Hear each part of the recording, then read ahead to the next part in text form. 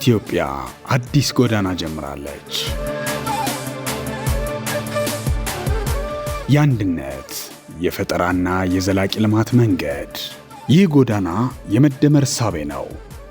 የመንገዱ ቀያሽ ክቡር ጠቅላይ ሚኒስትር ዶክተር አብይ አህመድ ናቸው።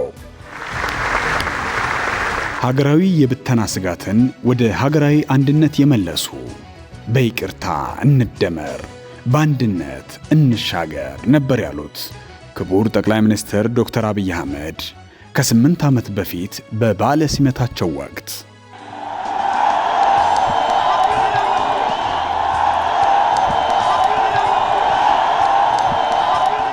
ሀገር በቀል በሆነው የመደመር እሳቤ ሀገራዊ አንድነትንና ብሔራዊ ማንነትን በተመለከተ ስብራትን የሚጠግን ሚዛኑን የጠበቀ የፖለቲካ ሐልዮትን ለሀገራችን እውን አደረጉ።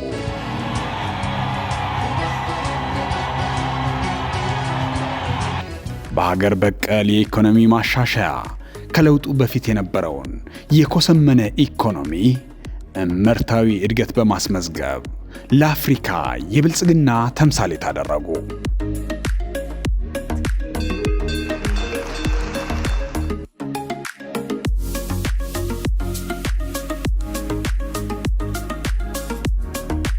ክቡር ጠቅላይ ሚኒስትር ዶክተር አብይ አህመድ ከገበታ ለሸገር እስከ ገበታ ለትውልድ ፕሮጀክት ብሎም በኮሪደር ልማትና የአዲስ አበባ ወንዞች ልማት በኩል ኢትዮጵያን ወደ ዘመናዊ የቱሪዝም መዳረሻነት አሳደጓት።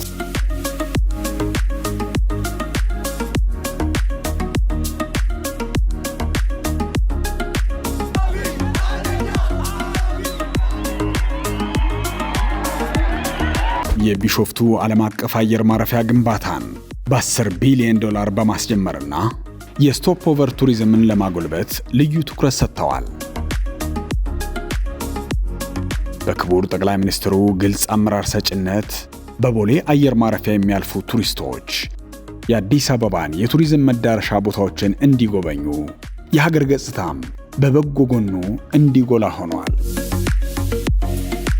በክልሎችም የወንጪ፣ ጎርጎራ፣ ሃላላ ኬላ፣ በይኑና፣ ሎጎ ሐይቅ ሪዞርት፣ ሸበሌ ሪዞርትና ሌሎች ኢኮ ቱሪዝም ማዕከላትን በመገንባት የተፈጥሮና የባህል ቅርሶቻችንን ከዘመናዊ አገልግሎት ጋር በማጣመር ቱሪስቶችን ለመሳብ ችለዋል። ይህም የኮንፈረንስ ቱሪዝምን በከፍተኛ ደረጃ አሳድጎ ኢትዮጵያን በአፍሪካ የኮንፈረንስ ማዕከል እንድትሆን አድርጓታል።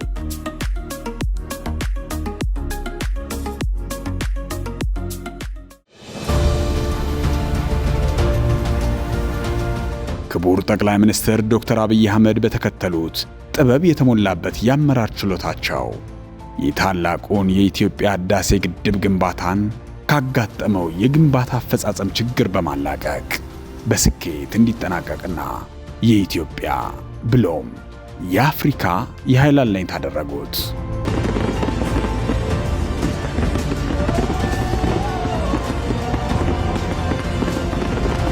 በተጨማሪም ለታዳሽ የኃይል ምንጭ በሰጡት ትኩረት የአይሻ 2 የነፋስ ኃይል ፕሮጀክትን በማልማት በኦጋዴን የካሉብ የተፈጥሮ ጋዝ ማምረቻ ፕሮጀክትን በመጀመርና የኮይሻ የውሃ ኃይል ማመንጫ ፕሮጀክትን በማሳደግ የታዳሽ ኃይልን ማስፋፋት ችለዋል።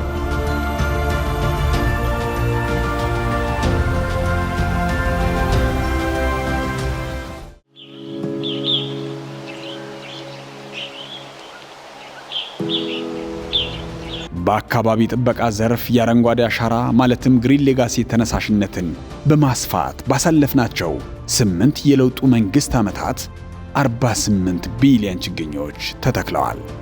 ይህ ተነሳሽነት የአፈርን ጥበቃ፣ የውሃ ምንጮችን ማደስና የምግብ ዋስትናን ለማጠናከር ከፍተኛ አስተዋጽኦ አድርገዋል። በግብርና ዘርፍ የስንዴ ምርትን በከፍተኛ ደረጃ በማሳደግ ኢትዮጵያ በአፍሪካ ትልቋ ስንዴ አምራች ሀገር ሆናለች። በተጨማሪም የምግብ ዋስትናን ከማረጋገጥ ባለፈ ኢትዮጵያ ስንዴን በስፋትና በጥራት በማምረት ወደ ሀገር ውስጥ ከማስገባት ተላቃ ወደ ውጭ መላክ የጀመረችው ባሳለፍናቸው 8 የለውጡ መንግስት ዘላቂ ልማት ስኬት ነው።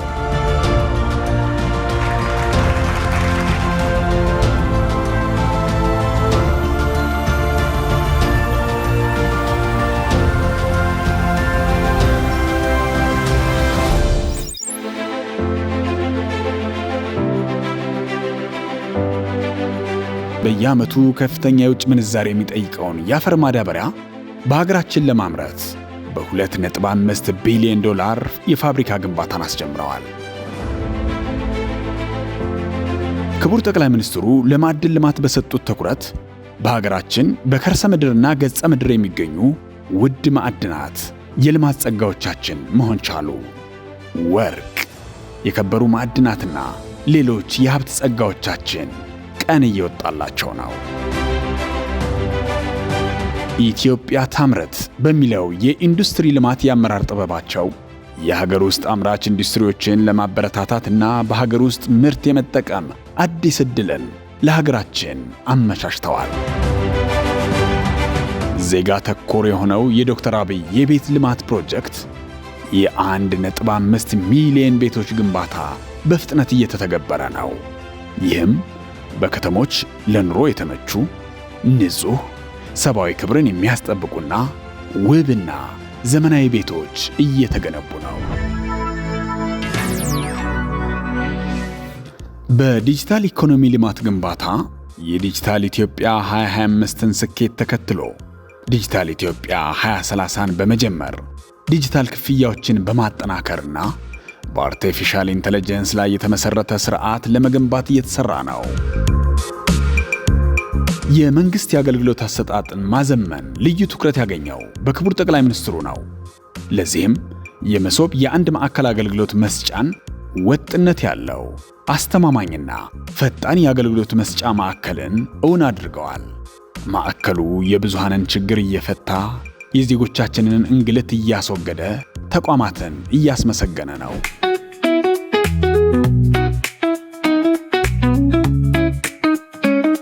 ዶክተር አብይ በዲፕሎማሲያዊ ጎራ ኢትዮጵያን በዓለም አቀፍ መድረክ አጠናክረዋል። ሀገራችን የብሪክስ አባል መሆን የቻለችው በክቡር ጠቅላይ ሚኒስትሩ የሰላ የዲፕሎማሲ ውጤት ነው። የአፍሪካ ህብረት የሰላምና ደህንነት ምክር ቤት አባል በመሆንና በተለያዩ ሀገራት ባደረጉት ጉብኝቶች የኢንቨስትመንትንና የትብብር ስምምነቶችን በመፈራረም የኢትዮጵያን ዓለም አቀፍ ተደማጭነት አጠናክረዋል። ወደ ኢትዮጵያም የህንድ፣ የተርኬ፣ የፈረንሳይ፣ የጣሊያን፣ የተባበሩት አረብ ኤምሬትስ፣ የጅቡቲ፣ የኬንያ፣ የእስራኤልና የሌሎች ሀገራት መሪዎችም ኢትዮጵያን ዋና የዲፕሎማሲ የስበት ማዕከል አድርገዋታል። ክቡር ጠቅላይ ሚኒስትር ዶክተር አብይ አህመድ ሀገራዊ ክብርን ለመመለስ የጠንካራ ሀገረ መንግሥት አስፈላጊነትና ግንባታን በቁርጠኝነት ተግብረዋል።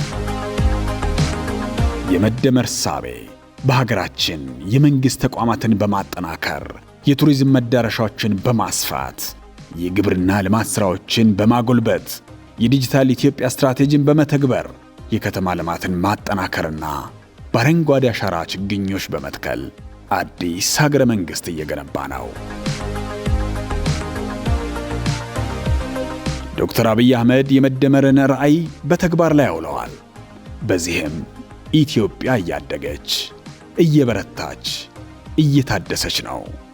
ይህ ጉዞ የኛ የሁላችን ጉዞ ነው። አብረን እንገንባ፣ አብረን እንደመር፣ ኢትዮጵያ ትበለጽጋለች።